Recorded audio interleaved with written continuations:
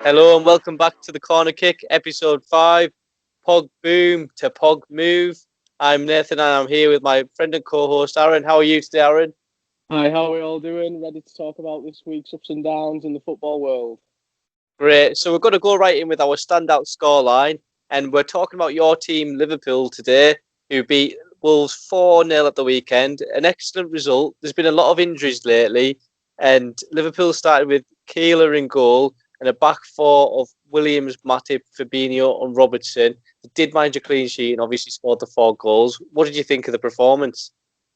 Well, overall, the performance was outstanding, in my opinion. Wolves are a strong team, and Liverpool, who have got the injuries they have got, they've proven that they can still win games. And the likes of Robertson, Matip and Fabinho in the back four, they need to prove themselves with the likes of Van Dijk not being there. They need to prove that they can still step up in the big games. Yeah, and Alisson and Thiago are still out. However, Oxlade-Chamberlain's on his way back next week, I believe. Fabinho seems to have settled in well, to be honest with you, at the back. He seems like he's managing all right there. He could be playing there for a bit longer, I think. But with the injuries and how they're coping, I think it's showed that Liverpool are quite a strong team still, and they've got a good mentality. Do you believe that they are title favourites again this season? Well, to be honest with you, I was worried about the title race and if Liverpool could keep up the performances that they've been doing at the minute with the likes of obviously Van Dijk, Alisson, Thiago, and all that injured. But I think that Spurs and Leicester are scraping the wins at the minute. Well, Spurs have proven that they can keep these performances up with the goals they're scoring. But I hope that Liverpool can secure a second title. But it isn't looking too pretty at the minute. But they're in the race. Yeah, I personally think it's Liverpool's to lose, really. I mean, they are champions at the moment. They've got a very strong squad, even with the injuries. I do think if they slip up, though, Mourinho will be breathing down Klopp's neck. He loves a challenge, and I think Spurs could be dark horses, and it could be between them two this season. One Liverpool player to talk about, though, and he is a candidate for one of the Player of the Week, which we'll move on to now, is Mo Salah. He scored and assisted against Wolves, and he is looking very mature this season. So he's one option for Player of the Week. The other options are, you talk about egos, they don't get much bigger than this. Paul Pogba, he came off the bench for United and scored, and United beat West Ham 3-1 from 1-0 down. Zaha scored twice for Palace as they beat West Brom 5-1 away. Cuadrado, who now plays right back for Juventus, scored and got an assist against Torino in the derby. And Carl Toko Okimbi scored 2 goals and an assist in a 3-1 win for Lyon against Nice. So who would your Player of the Week be? Well, Pogba, firstly, like we keep saying, is he a hero? Is he a villain? The fans think he's a villain, but in my opinion, he's got the overall stats to be one of the best players in the world, which he is. He just needs to keep that consistency going, which is lacking at the minute. So who are you picking for Player of the Week? Player of the Week, I'll have to stick with my guns and go for Mo Salah, because he's unbelievable in my opinion, and he's proven himself this season. The past 2 seasons he's proved himself, but this is the make or break third season. And if he gets the second title with Liverpool, then he's won it really for us. Yeah, I'm going to go with Wilfried Zaha. I think Wilfried Zaha is quite underrated. He goes in each week for Crystal Palace. He gives it his all. He's got a lot of skill moves, good dribbling, always seems to get a goal. I think he carries them each season from being a relegation side to battling mid-table. And I would like to see him maybe go to a higher Premier League team. I don't know if his time's running out because he's getting a bit older now. However, I think it would be good to see him challenging around Europe, see if he could do it. Moving on to the hot topics of the week.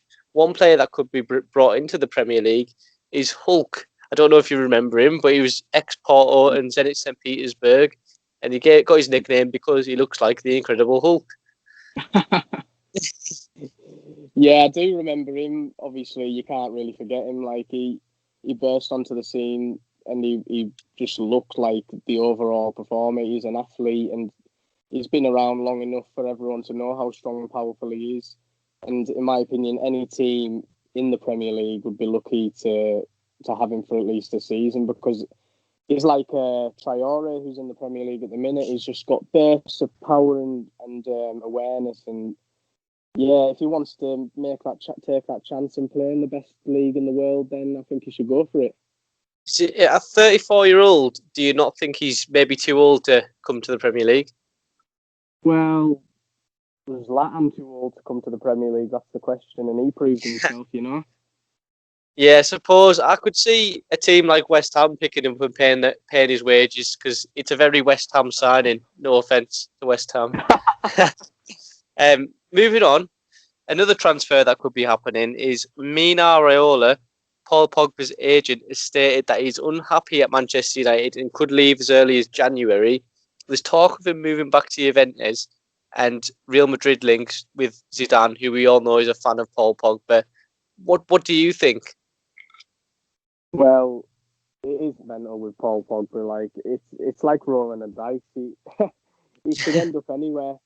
Like Juventus, I couldn't see him making an appearance back there because it's just like going backwards. If he wants a new challenge, Madrid could be the team to go for. With Paul Pogba, I'm just wondering whether the teams that are interested will be willing to pay the price that Man United are requesting. And there's been mention of a swap move with Juventus and Manchester United, so maybe Dybala, some talk of Ronaldo. However, I just don't see it happening really. And another issue coming out with Man United is Ole Gunnar Solskjaer could leave. This is always a hot topic at the moment as well.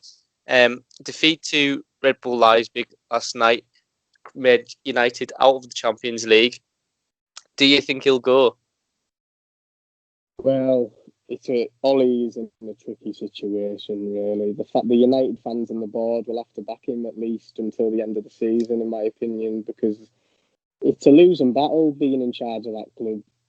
Like, there's been problem after problem, and everyone's been saying that they need a director of football and stuff like that. It's like like Ollie, if you win 2, lose 2, and draw 1 all the way through the season, you're going to struggle at United. You need to have consistent wins, and obviously the team that he's built at the minute, they're getting somewhere with the likes of Bruno Fernandes and proving himself. But you know, it's not the manager's fault all the time, and there is bad spells. Yeah, and the one about sacking him before the weekend, which I think is crazy, because we've got Manchester City on the weekend, and I think that could make or break Ollie even more. You know, if he loses to City quite heavily, it could mean that he could be sacked. And I just don't think it's a wise idea. Like, sacking him before the weekend and getting an interim in, and then the interim does well, and then we've gone full circle. We're going to hire an interim manager again. That's the fans would be thinking, and the board would probably put pressure on to make that happen.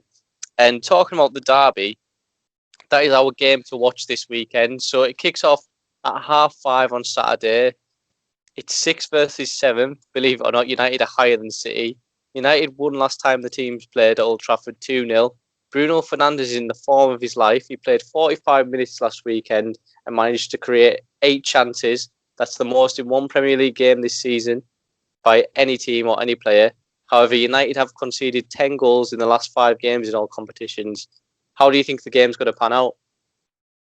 Well, like I say, in the table, it's early days, so United being above City, it's a bit irrelevant at the minute, but City need to kind of prove themselves to see if they're still in the title race or not. I know they've been winning games, but obviously they've been dropping points as well, which the last season kind of broke it for them.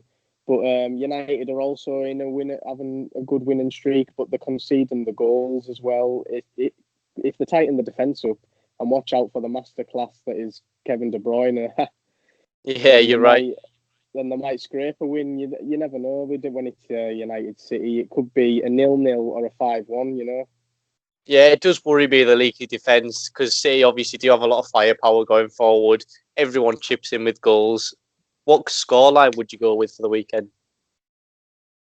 Well, like I say, it could go either way. It could be a 5-1 or a 0-0. But I will go for 2-1 United. Positive, I like it. I'm going to go for 1-1 because I'm quite nervous, really. And to end with, we're going to go with a quiz question. And the question is, well, we'll start with the answer from last week. The answer was Ravel Morrison moved from Manchester United to West Ham in 2012. So the question this week is, which Argentinian striker switched the red side of Manchester for the blue side in 2009? And the answers will be posted on our social media at the Corner Kick 20 during the game again.